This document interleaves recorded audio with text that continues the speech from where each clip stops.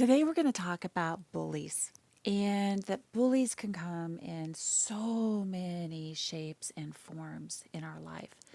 And sometimes we're born to the bully. I mean, that's really cruel, right? It's a freaking cruel, cruel twist of fate. And the person that we're born to likely doesn't even consciously fully know the extent of their own toxicity. Bullies are going to be present in your life. It doesn't even matter, really, if you are perfect at setting boundaries. You will still run into people who are mean, who are cruel, who do rude things, who hurt your feelings, who discard you, who don't see you. They don't respect you. They just simply do not have the capacity to care.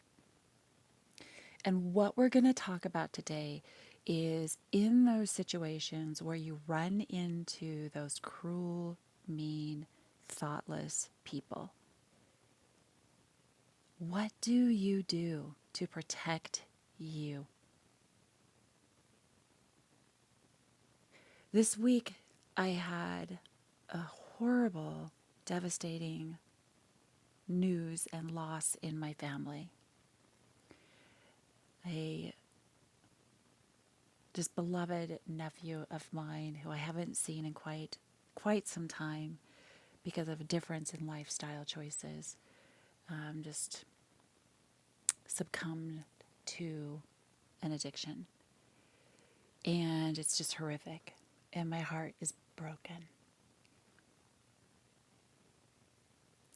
And I'm left, as are many of us, in situations where we don't understand the ultimate loss. I am left wondering and knowing but wondering who were the bullies in his life? Who were the blights on his system, his life system, our systemic reach into our own life? Who was hurting his soul? Who was extinguishing his light? And addiction comes in many, many, many shapes and forms. And when we are not letting our light shine to its purest potential and telling a whole lot of people, even those we might have been born to or the family systems that we might have been born into, if we are not telling them to GTFO our life, when we need to be telling people our honest to God truth, when we swallow our hurt feelings, when we hide and sink deeper in a disconnection from self, when we escape into our own painful addictions, be that food, drugs, gambling, sex, fast cars, dangerous things. I mean, the list of things that people get addicted to have that high, to have that moment of happiness, to feel good. The life that we're living is really not about that moment of feeling good. It's about all of the things that we're running from, the difficult conversation, the not saying when you need to that my feelings are hurt, the fear. If we have those hard conversations and we let go of people who do not and should not be in our lives, who do not want to be in our life because they don't want to make the hard choices to grow up and into the person that we need to emotionally feel safe with them and to connect with them. So we have to let go of those people instead of trying to mold them into somebody that they're not. But if we're not willing to do that and they're not willing to do that, we're going to stay in this cycle of pain, in this systemic toxic evilness where we repeat over and over and over the blights on society.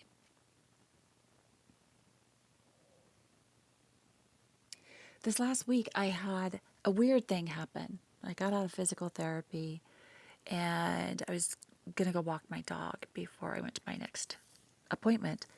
The big white dog who's in the studio again today. You'll hear him walking around probably. So I was going to go walk the dog, and I came around the corner and I saw a SWAT team and about 30 different police cars and about 60 different law enforcement agency officers. And like the SWAT team was all stacked up in like really an assault attack formation. And it was really quite scary. I literally just stopped, backed my car up, and went a different way to go walk my dog somewhere else. But it made me really stop and think.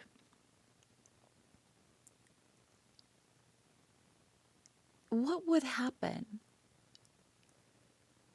to get somebody to the point of having this much go on? Now, I'll let you in on a little secret I found out later in the day. That was a training exercise, right? So all of those law enforcement personnel were out training. But it still got me thinking, what if, like, we have one individual who's in so much hurt and pain that they literally go cause some kind of attack on somebody else. And then police and SWAT do come, right? We have no problem taking that person off to jail. In fact, society demands that this person go to jail. And the pain and the chaos that they cause, it creates these turbulent waves all through so many different lives, right? And we can see that and we clarify that. We create laws around that. But we do not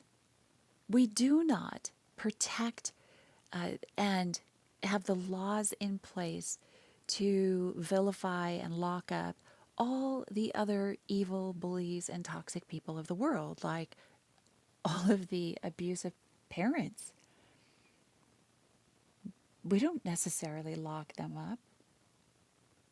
The energy toll that an abusive partner, an abusive parent, somebody who's emotionally neglectful, somebody who's physically, mentally, spiritually, sexually abusive.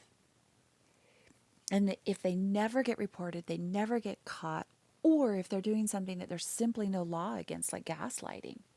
You can be gaslighted your entire life as a child of a narcissistic parent, and that parent is never held accountable to the psychological trauma and damage that they have put upon their child.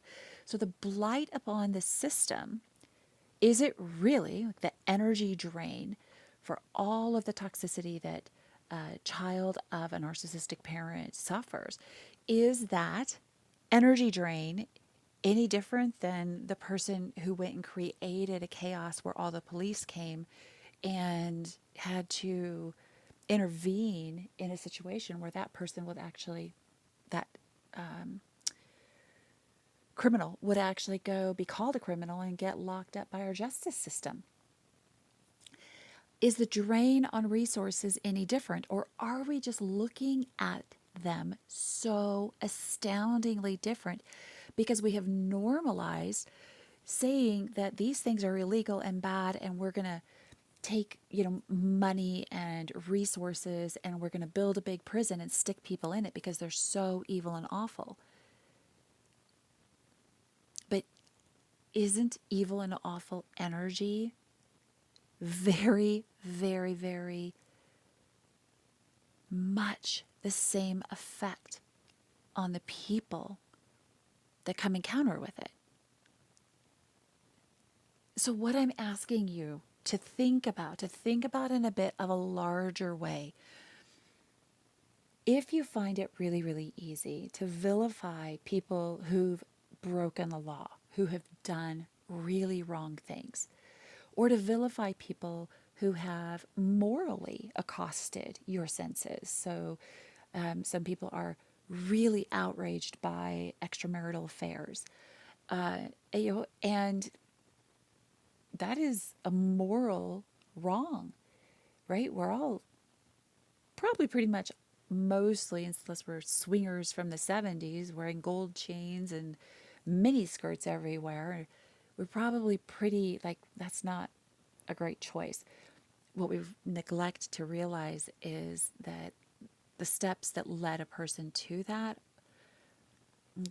the marriage was broken way before the cheating ever happened. So the cheating is just a byproduct of a really ugly things that happened previous that nobody wanted to talk about. So what I'm asking you to do is to just really get realistic about your role in your own life where bullies and bad behavior is concerned. If you're shying away from a difficult conversation because the conversation is difficult and scary, it's okay to reach out and get coaching. Talk to a therapist, talk to your doctor, talk to a friend, talk to somebody that you trust and that you respect. Find out how to have that difficult conversation. Ask for mediation in having that difficult conversation. But having a difficult conversation is going to create a much better solution and outcome for you and the other party, even if the answer you want isn't going to happen. But I'm telling you right now, you already know if the answer you want is even a possibility. You might not want to admit it to yourself, but you already know deep in your heart. And what I'm asking you to do is that when somebody ignores you, when somebody really is gaslighting you, is mean or cruel, abusive, psychologically tormenting, if they're just damn rude, if you don't have the opportunity to walk away because you're never going to see this person again, right? If somebody's just having a bad day at the grocery store, just walk away. But if this is somebody that you live with, have a conversation. If this is somebody that you're related to and you're expected to see multiple times a year and have conversations with, you're all grown up, you don't live under the same roof anymore, but you are actually related to this person, don't let people bring their emotional immaturity into your life and your energy, because when you don't show up for yourself, you are contributing to that negative energy ripple that is in the world.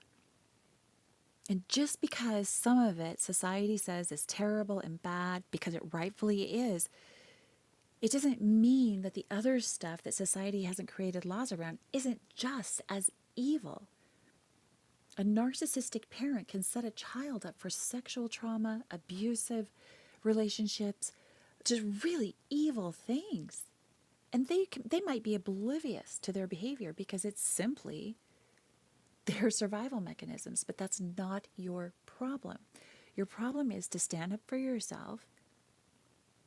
Your right is just to stand up for yourself, to adjust and pivot into spaces where you are seen, respected, loved, where space is held for you respectfully, not just once, but time and again, that it is evidenced over and over and over. You want to show up with and for people who choose to show up with and for you. Think about it. Like, if everybody really did, a tablespoon of work every single day of self-work, think of how much better life would be if people could just have really honest dialogue with themselves and then carry that honest dialogue into the life that they're living. Because the blight on our society is not just in our prisons. It is in every single negative energy ripple that we put into the world by choice, by inaction, and by not helping and standing up for others when we have the opportunity.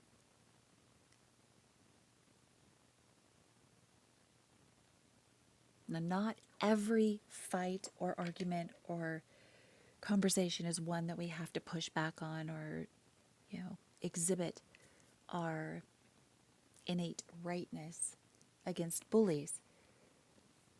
But we need to recognize and realize when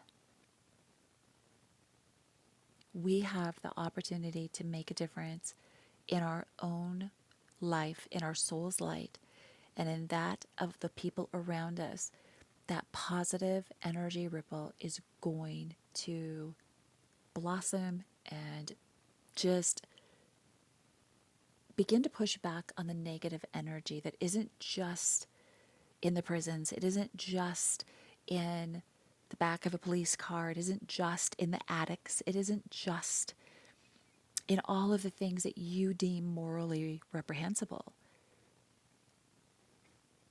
It is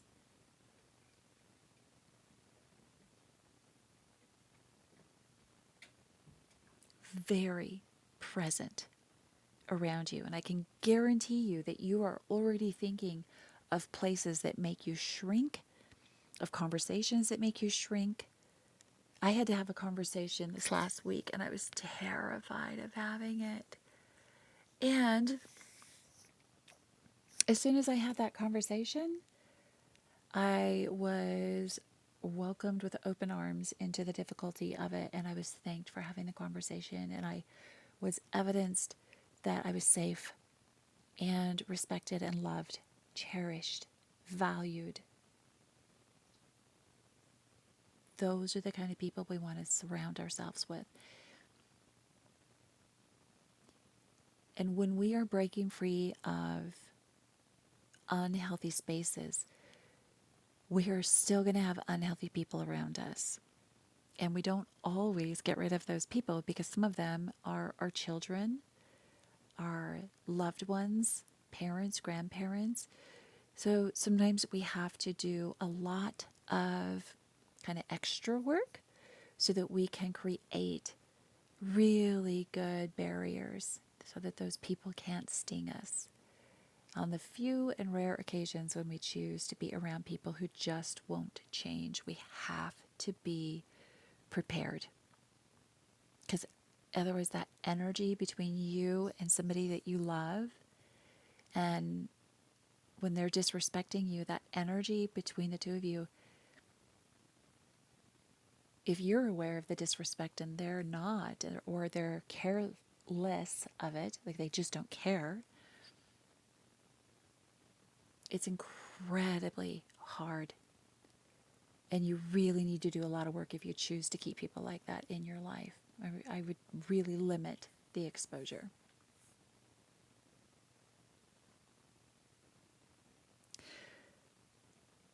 Think carefully about your footprint in the people in your life who are really not kind. Because there are unkind, there are awful people all around us. But as we begin to set those boundaries and level up, we begin to set higher and better standards for ourselves. We do attract better standards, boundaried, not better standard, better boundaried people around us, better people with better, healthier senses of self and self-love, self-respect, self-worth. So ask yourself, what am I doing right now today to ensure that I'm honoring and respecting and protecting me and the innocent people around me? Have a great day. I'll see you guys next time.